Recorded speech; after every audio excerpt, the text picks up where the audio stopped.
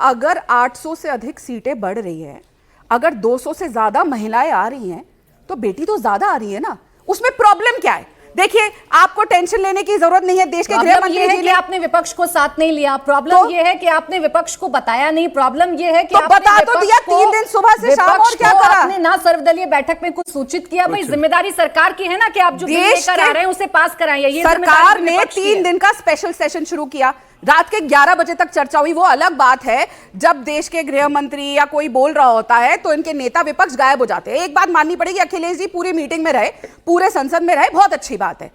लेकिन जब वहां पे चर्चा हो रही है, बात हो रही है, मुझे अभी तक ये बेसिक बात समझ नहीं आ रही। अगर अभी देखिए ना, अभी के हिसाब से जो सीटें हैं, अगर उसमें हम 33% आरक्षण ले आते तो किसकी सीट काटेंगे? अखिलेश यादव की सीट कट गई तो वो चिल्लाएंगे नहीं, हाय हाय मेरी सीट काट दी जानबूझ के मोदी जी ने, तब फिर सड़क पे आ जाएंगे, कुछ नहीं होगा। और फिर अगर वो सीट कटेगी तो मिलेगी किसको? मैं आपके बीच में नहीं बोली, अगर मिलेगी किसको?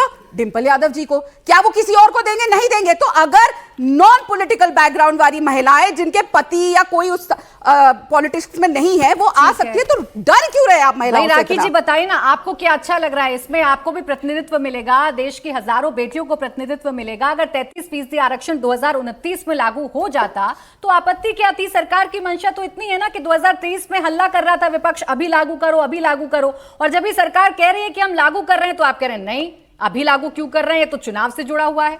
नहीं, देखिए बहुत अच्छा सवाल है।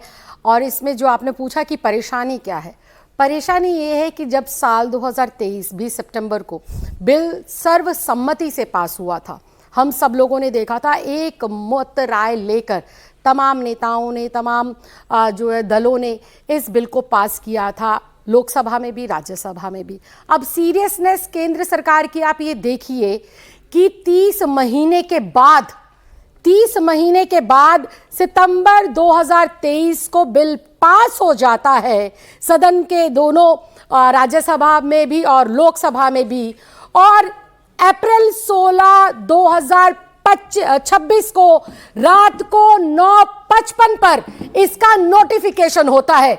30 महीने बाद, और वो भी आधी रात को, आनन फानन में। ये बताता है केंद्र सरकार की सीरियसनेस को कि महिलाओं को आरक्षण देने में, महिलाओं को उनका हक और अधिकार देने के लिए केंद्र की भाजपा सरकार, मोदी सरकार कितनी सीरियस है। पहली बात। आप तो सीरियस है ना? दूसरी बात मैं आ रही हूं। हाँ। दूसरी बात कि अगर आपको ये लागू करना है तो हम कल भी इस बिल के साथ थे जब 2023 में पास हुआ था, हम आज भी महिला आरक्षण के बिल के साथ है। आप कल लेकर आए, तुरंत लागू करें। 543 का 33% 181 सीटें होती हैं, तुरंत प्रभाव से देश की बेटियों के नाम आप कर दीजिए। हम इसके साथ हैं। क्या दिक्कत है? क्या परेशानी है? सरकार ये कह रही है, सरकार ये कह रही है कि डीलिमिटेशन से जितना फायदा नॉर्थ को होगा उतना ही फायदा साउथ को होगा। तो फिर दिक्कत कहां पर आ रही है भाई? इस इफ और बट के साथ, ये टेक्निकल इशू के साथ हकमारी किसकी होती है राखी जी? आपकी और हमारी होती है ना। सियासतदान तो सियासत करते जाते हैं, लेकिन 33% आरक्षण से एक बार फिर महिलाएं ही वंचित रह गई ना। देखिए मैडम, 33% आरक्षण, मैं तो कहती हूँ कि प्रधानमंत्री जी बार बार देश की आधी आबादी का नारा लगाते हैं। आम आदमी पार्टी तो ये कहती है कि 50% आरक्षण महिलाओं को दे दीजिए। ठीक है, आम आदमी पार्टी तो इसके जो है समर्थन में है पूरी तरीके से। लेकिन सवाल यहाँ पर यह है कि चाहे बेटी को हक मिले, चाहे बेटे को हक मिले, चाहे सदन के भीतर मिले, चाहे सदन के बाहर मिले, ये लोकतंत्र है। और मैं भी कह रही हूँ कि आज से बिल लागू हो जाना चाहिए, आज से कानून लागू हो जाना चाहिए, लेकिन हो नहीं रहा ना। जरूरत आप लोगों की है। नहीं, लोकतंत्र संविधान से चलता है और देश के संविधान के चुने हुए तमाम सांसदों ने, पक्ष और विपक्ष हो, साल 2023 के अंदर एक मुश्त राय के साथ इस बिल को पास कर 2023 पर रखी। लागू करते, छोटा सा काम कर दीजिए।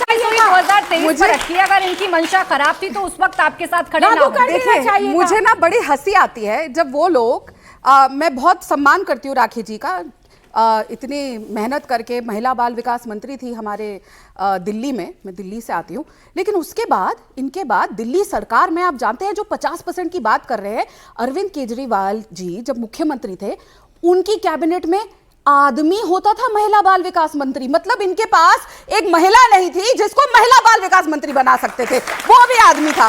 दूसरी बात, हाथ ऊपर, दूसरी बात, स्वाति मालीवाल जी इनकी राज्यसभा सांसद, जो खुद मुख्यमंत्री निवास में ही सेफ नहीं थी, वो बात कर रहे 50% आरक्षण की। मारने के लिए औरतों को आरक्षण चाहिए।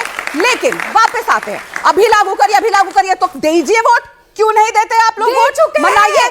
देखिए साल 2023 के अंदर अगर हम उसके हिसाब से जाएंगे,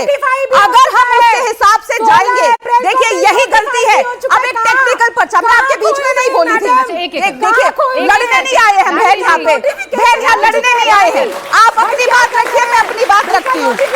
राखी जी, मैं आपकी तरह ऊंचा नहीं बोल सकती, लेकिन वो टेक्निकल बात नहीं, मैं बताती हूँ ये क्यों फंस रहा है। तो क्लैरिटी रखिए। देखिए मैं आपके बीच में नहीं बोली राखी जी, हम दोनों महिलाएं हैं, हम दोनों को नहीं लड़ना चाहिए जी। थैंक्स।